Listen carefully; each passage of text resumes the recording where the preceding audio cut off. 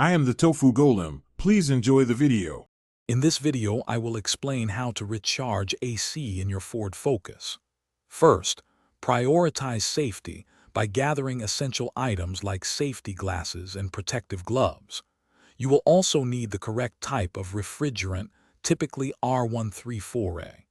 Next, locate the low-pressure AC service port, usually found on the larger diameter line near the firewall on the driver's side. Understanding proper refrigerant handling is crucial for both your safety and environmental protection.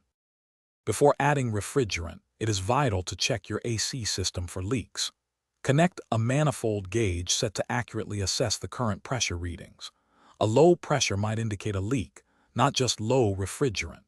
Visually inspect all AC components for any oily residue, which often signals a refrigerant leak.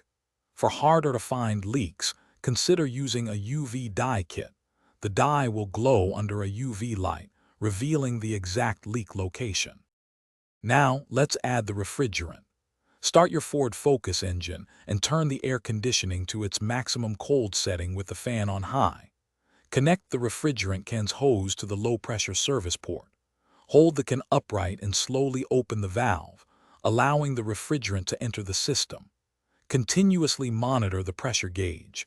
Aim for a reading typically between 25 and 45 psi on the low side. After adding refrigerant, it is time to verify your work. Check the air conditioning vent temperature inside your Ford Focus.